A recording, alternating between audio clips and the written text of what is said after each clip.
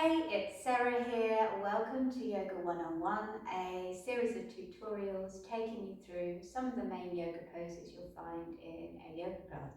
Now, today we're focusing on a couple of back bends, bridge pose and its sister, wheel pose. So for this particular tutorial, you need your yoga mat, a little bit of wall space, a blanket, a strap, and a yoga brick. So I'll give you a chance to grab those and then I'll meet you on the mat.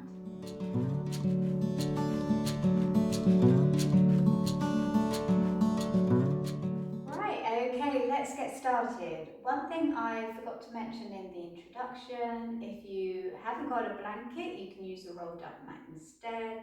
If you haven't got a strap, you can use a tie or a belt.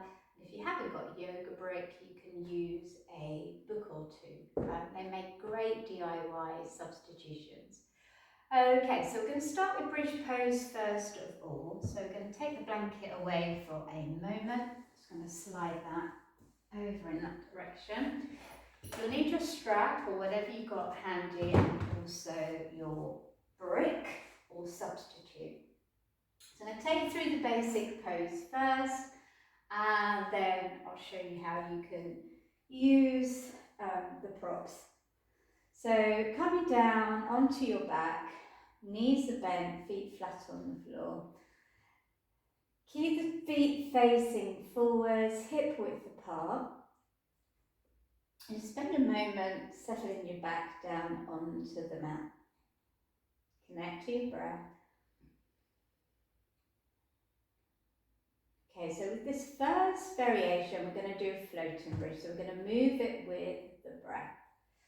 So there's a couple of variations for this one. First one, we're simply going to lift the hips on an exhale and lower them down on an inhale. So to set it up, start with the feet. You want to connect the big toe mound, the little toe mound, and the heel firmly into the floor. And if you do that, you'll find that your pelvis already becomes lighter. Bring the arms by your side and press down through the fingers and the upper arms. Let's connect back to the breath. And the next time you exhale, press down through the feet and the arms. We're going to lift the hips off the floor, not too high for the first one. And then when your inhale comes in, you're going to lower back down. Okay, let's go a few more times. Exhale to lift. Inhale to lower. Exhale to lift. Inhale to lower. Now what you can do with this variation is move the arms as well. So the next time we go up, the arms can float up and over the head. Pluck the arm bones into the socket, reach the fingers away, and then the inhale will lower. Okay, let's try that 2 more times. Rise up on the exhale, lower down on the inhale. 1 more time. Exhale, rise up. Inhale, lower down. Now we can slow this down, again flowing with our breath. We can exhale, rise up. Inhale, hold. And then exhale, lower down. Inhale, pause at the bottom. Exhale, rise up. Inhale, pause. Exhale, lower down. Inhale, pause. Okay, 1 more time. Rise up, sip in an inhale, and then exhale, lower down. Okay, so one tip with the floating bridge is, as well as keeping the feet really well connected to the floor, that should stop the wobbling legs and the knees moving all over the place.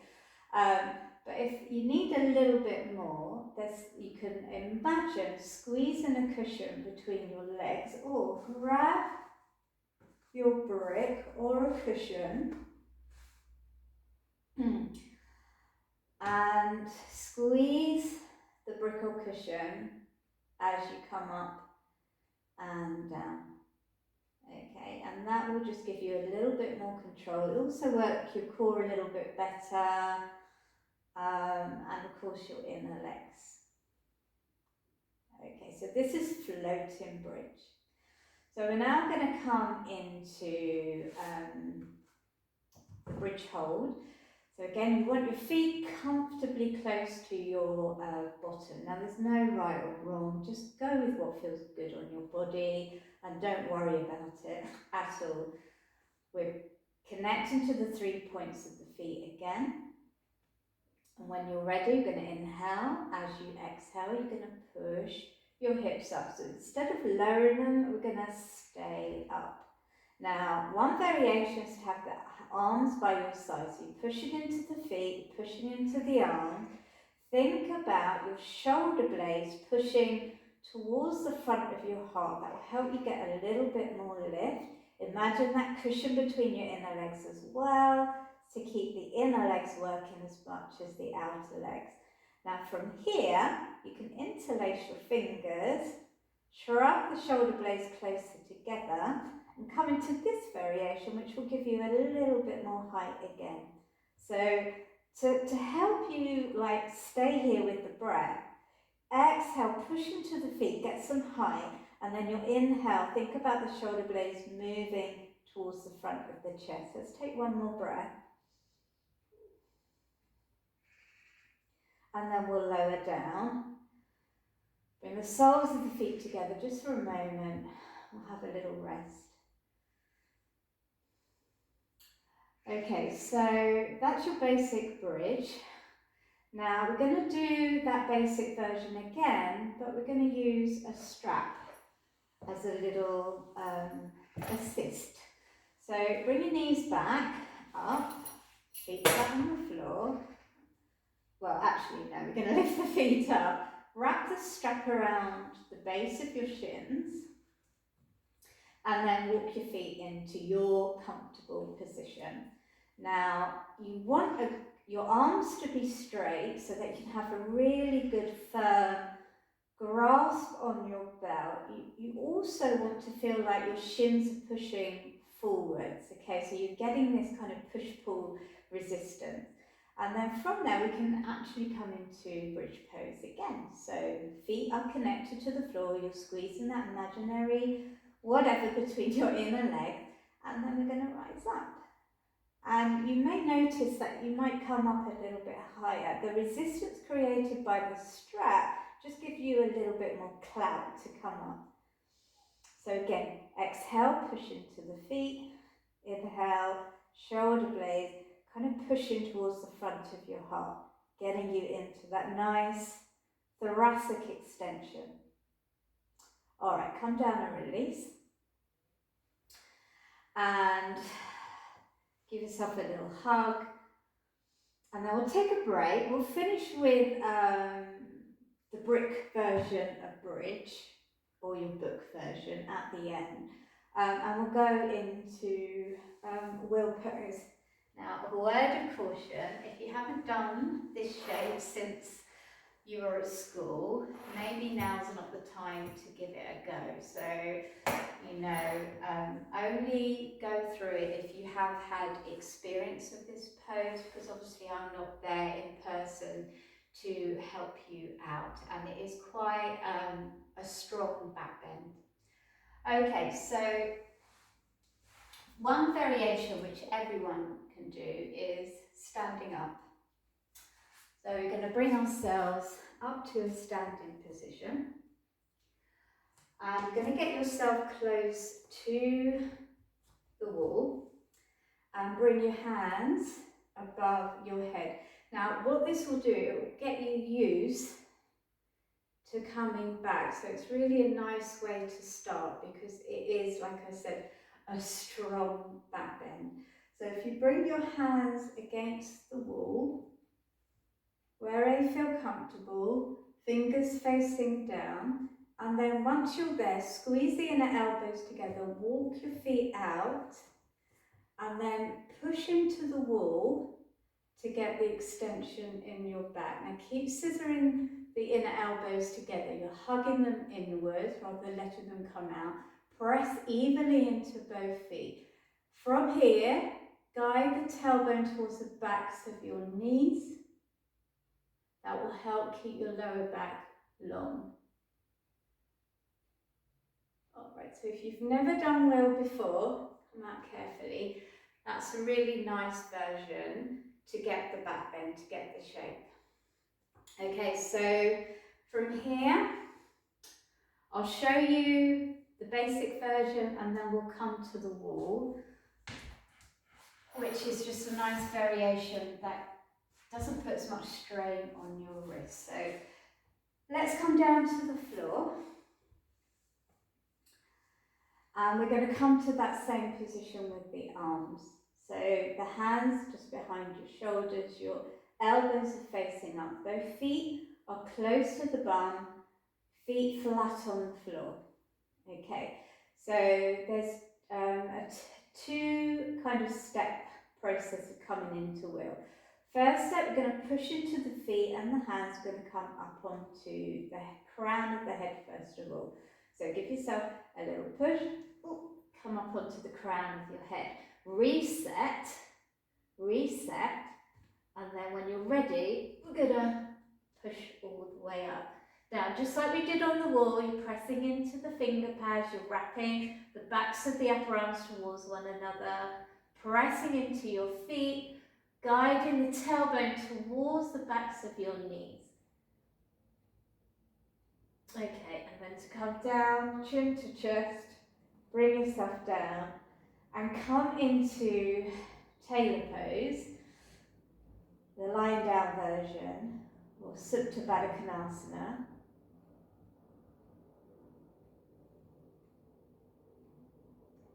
Great timing playing.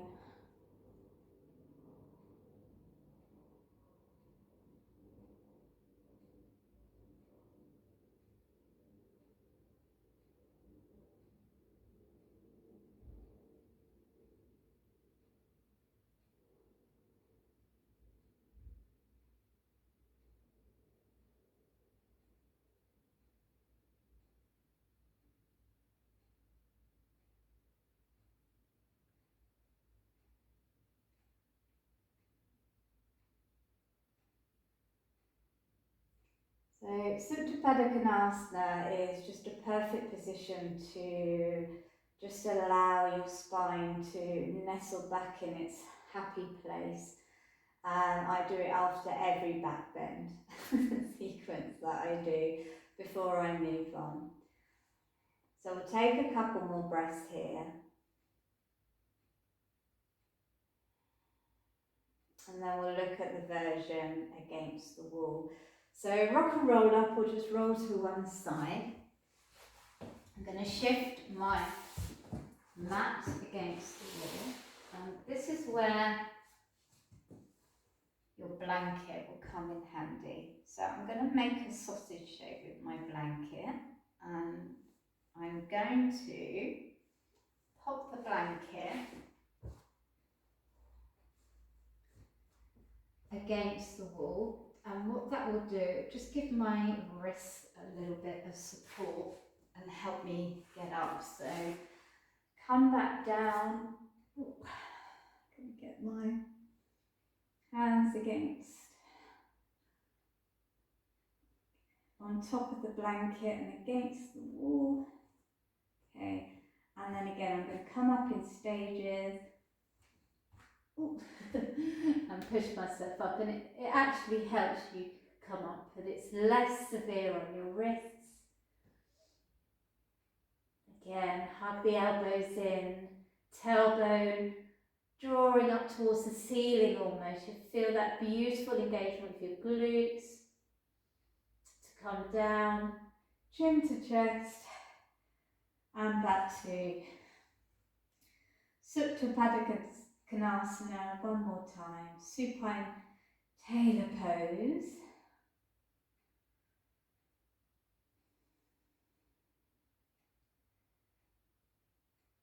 And what you find about wheel, it's very invigorating. It's very invigorating pose. So it does, you feel that energy shift.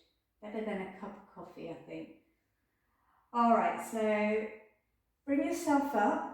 And we'll finish with the restorative version of bridge pose. So this is where you need your books or your block. Bring yourself back down onto the floor, and it's just simply a case of sliding whatever you're using under your pelvis. And this is an amazing position to help relieve lower back tension. It's a beautiful pose that I do quite a lot. Normally at the end of the day, it helps relax my back.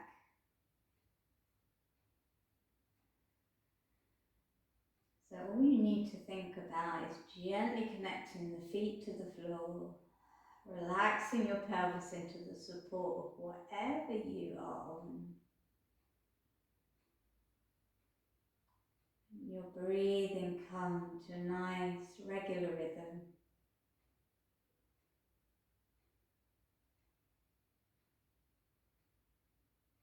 We'll take 5 more breaths here because it's a nice way of closing this tutorial, getting everything feeling nice and balanced.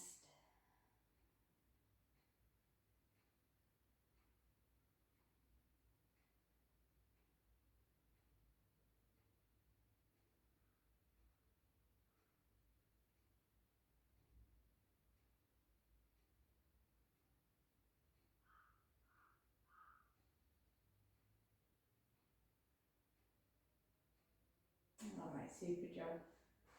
Slide the block away, bring your back down on the floor and do whatever you need to do. Done a lot of back opening, so you might just want to curl up into a little ball. Do the complete opposite before you continue your day or evening or morning. And then bring yourself up to a comfortable seat. So that was a mini breakdown of some of the variations that you can try for bridge pose and also wheel its sister. So I hope it was useful. If it was, please hit the like and subscribe, and I look forward to seeing you on the mat very soon.